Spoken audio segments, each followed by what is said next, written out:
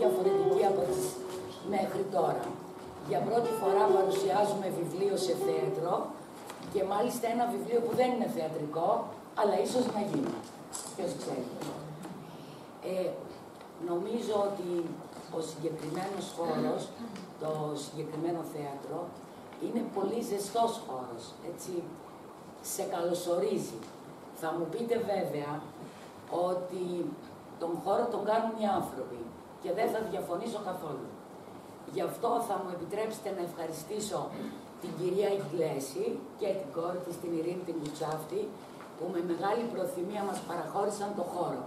Ο συγγραφέας που θα είναι ο κύριος ομιλητής του βιβλίου είναι ο Αλέξανδρος Κεφαλάς, που είναι συνεργάτης μας στην εφημερίδα, αλλά το έχουμε εκδώσει και 2 βιβλία, και είναι και υπεύθυνος στην αξιολόγηση νέων συγγραφέων.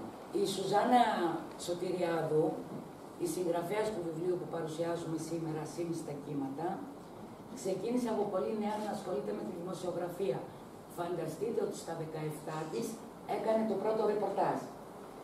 Από τότε συνέχισε να γράφει ρεπορτάζ, άρθρα στον ημερήσιο, περιοδικό και ηλεκτρονικό τύπο. Το βιβλίο της είναι το 4ο, σωστά.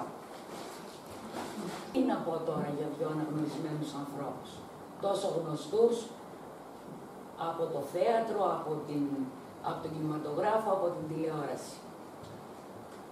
Να τους ευχαριστήσω για το χρόνο τους και την προθυμία τους να διαβάσουν αποσπάσματα και να σας προτρέψω να παρακολουθήσουμε τα έργα τους. Και οι 2 παίζουν φέτος στο θέατρο. Ήξερα ότι εκείνη η μέρα που γέννησε την αγάπη μέσα μου για έναν άγνωστο, ο ήλιος που φώτισε τον έρωτά μας και οι αχτίδες του που άπλωσαν ηλιοτρόπια στα κορμιά μας, σημάδεψαν τη ζωή μου οριστικά και τελεσίδικα. Τα συναισθήματα, φλόγες που ξεπήδησαν από το πάθος και την απόγνωση, θα με έκαιγαν κάθε λεπτό και κάθε στιγμή της μέρας. Όμως τώρα που δέχτηκα την ευλογία μέσα από τα χέρια του, ήπια τη Θεία Κοινωνία μέσα από τα φιλιά του, αυτά που οδήγησαν στον πλήρη εξαγνισμό τους εφιάλτες μου, τώρα που κρατούσα βαθιά κρυμμένη στην ψυχή μου την ανάσα του και το δώρο ζωής που μου χάρισε, όλα δημιούργησαν το κίνητρο που θα με βοηθούσε να δώσω τη μάχη μου με την αρρώστια, να αντιμετωπίσω το θάνατο γενναία, να παλέψω για τη σωτηρία και να κρατήσω αναμένο το κερί της ελπίδας ότι κάπου θα συναντιόμασταν και πάλι.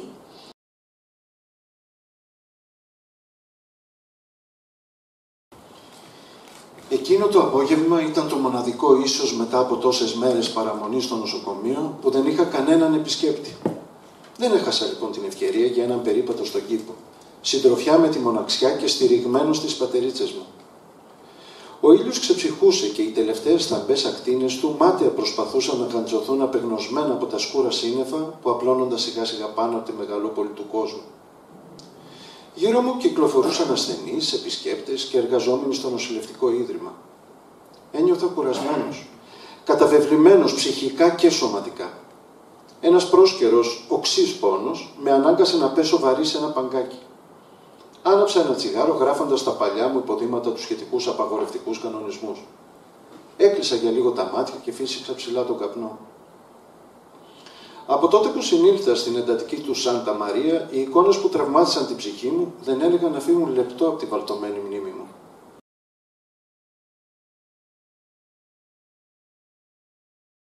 Σας ζητώ συγγνώμη, κυρία μου, υπήρξα πρόσεκτος. Χτυπήσατε? Εκείνη, ξεπερνώντας το δυσάρεστο ξαφνιασμά της, μου χαμογέλασε.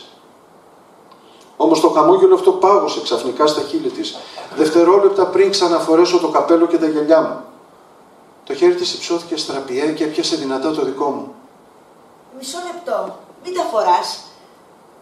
Ο Θεέ μου, εσύ είσαι ο Ορέστης? Η ομαλή λειτουργία της μνήμης μου εκείνη τη στιγμή και μάλιστα κάτω από το αφόρητο βάρος του πανικού μου ήταν αδύνατη. Δεν τη θυμόμουν αυτή την ηλικιωμένη κυρία που έσαιρνε τόσο απαλά τα δάκτυλά της στο μάγουλό μου, ενώ το βουρκωμένο βλέμμα της χάιδευε την κάθε γωνιά του προσώπου μου. Και ξαφνικά το πέπλο της λύθης έγινε 1000 κομμάτια και η θύμηση επέστρεψε, εφιαλτική για μένα. Ναι, αυτή η κυρία ήταν η Όλγα, η κουβερνάντα της Ελεάνας.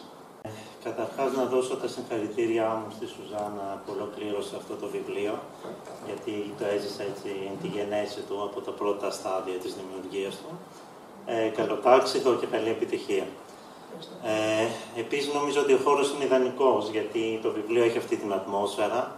Το αισθηματικό μυθιστόρημα, ασήμιστα κύματα, το 4ο κατά σειρά της συγγραφέως, εγκαινιάζει την αισθηματική σειρά των εκδόσεων Λέμπος. Αυτή εδώ η μικρή ροζ γραμμούλα δεν έχει πει τυχαία εκεί πέρα. Είναι το πρώτο της σειράς. Και ευχόμαστε να ακολουθήσουν κι άλλα, να έχει επιτυχία. Το χειρόγραφο ήρθε στα χέρια μου πριν από μερικούς μήνες και η αλήθεια είναι πως το διάβασα με ιδιαίτερο ενδιαφέρον. Αυτό που καλούμε αισθηματικό μυθιστόρημα και που ευδοκιμεί ιδιαίτερα τις τελευταίες δεκαετίες στον ελληνικό εκδοτικό χώρο, όλοι γνωρίζουμε ηχηρά ονόματα, είναι συνήθως ένα παρεξηγημένο λογοτεχνικό είδος. Οι παλιότεροι το αποκαλούν ερωτική νουβέλα και πολλά κλασικά αριστουργήματα της παγκόσμιας λογοτεχνίας ανήκουν σε αυτά. Μαντάμ Μποβαρί του Φλομπέρ και πάρα πολλά παραδείγματα έχουμε.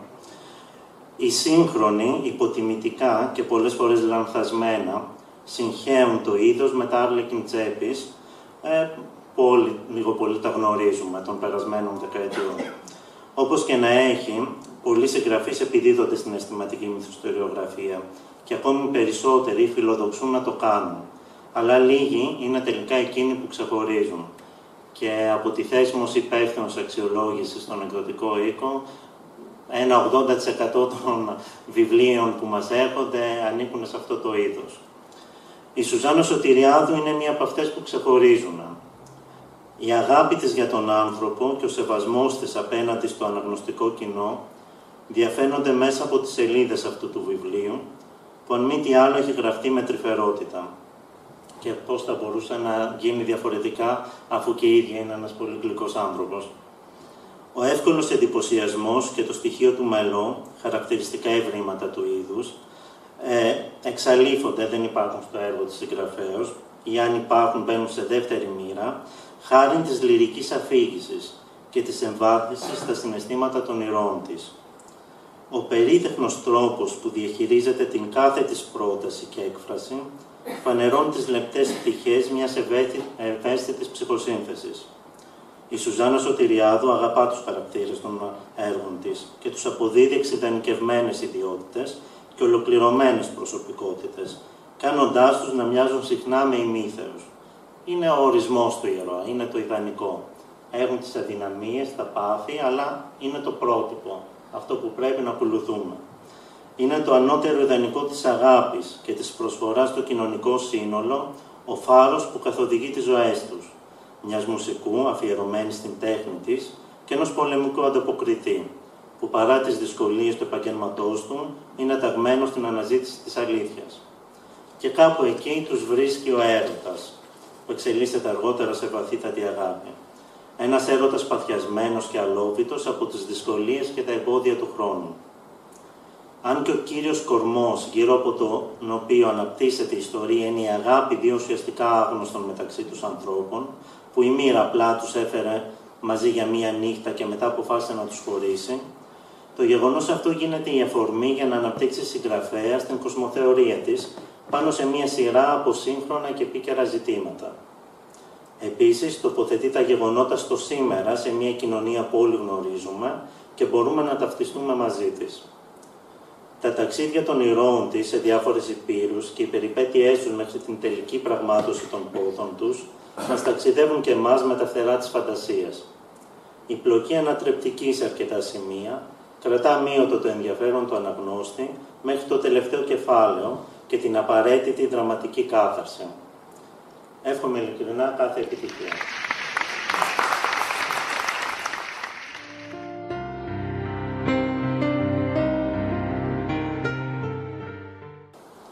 Ειλικρινά, τόσα χρόνια είμαι πίσω από ένα μικρόφωνο, είτε στην τηλεόραση είτε στο ραδιόφωνο, είτε σε ομιλίες, είτε σε συνεντεύξεις κλπ. Πάντα κάτι αισθάνομαι όταν είμαι πίσω από αυτό το μικρόφωνο. Είναι κάτι της, μια μηχανία. Συγχωρήστε με λοιπόν την άβολη στάση. Ξεκινώντας για το βιβλίο. Ήδη έχουν πει αρκετά. Ακούσατε αποσπάσματα που το θεωρώ ένα πολύ βασικό σημείο μιας παρουσίασης. Γιατί έχετε την απτή εικόνα, την ακοή. Μπορείτε, ακούτε, συμπεραίνετε. Αυτό το βιβλίο είναι το δεύτερο μυθιστόρημα μετά τα δάκρυα των αστεριών. Τα δάκρυα των αστεριών κυκλοφορήσαν πέρυσι. Στα αρκετά σημεία αυτού του βιβλίου θα σας θυμίσει κάτι το προηγούμενο, αναπόφευκτα. Η αρχική μας σκέψη ήταν να έχουμε και ένα δημοσιογράφο εδώ για να μας μιλήσει για την πολεμική ανταπόκριση, επειδή ακριβώς ο κεντρικός μας ήρωας είναι πολεμικός ανταποκριτής. Πέρυσι ακούσατε αρκετά. Ζείτε την κατάσταση μέσα από τις ειδήσεις, ξέρετε τη δουλειά του πολεμικού ανταποκριτή, ξέρετε το ρίσκο που παίρνουν αυτοί οι άνθρωποι για να μας μεταδώσουν, να μας μεταφέρουν την είδηση και την εικόνα. Επομένως δεν χρειάζεται να επεκταθούμε σε αυτό. Λένε ότι οι συγγραφείς που ασχολούνται με το αισθηματικό μυθιστόρημα στόχο τους έχουν να μιλήσουν στην καρδιά του αναγνώστη. Για μένα είναι λάθος. Γιατί εγώ δεν θέλω να μιλήσω στην καρδιά του αναγνώστη. Δεν θέλω η εικόνα μου να πείσει απλά την πόρτα της καρδιάς. Εγώ θέλω να σπάσω την πόρτα της καρδιάς. Να μπω μέσα, να δονήσω τα συναισθήματά σας. Αυτή είναι η δική μου δουλειά. Αυτό είναι το αισθηματικό μυθιστόρημα. Να σας κάνει να περάσετε κάποιες ώρες ευχάριστα, νιώθοντας. Είναι πολύ σημαντικό αυτό. Το να γυρίσεις κάποιες σελίδες του ενός βιβλίου αδιάφορα και να πεις το διάβασα, δεν λέει κάτι.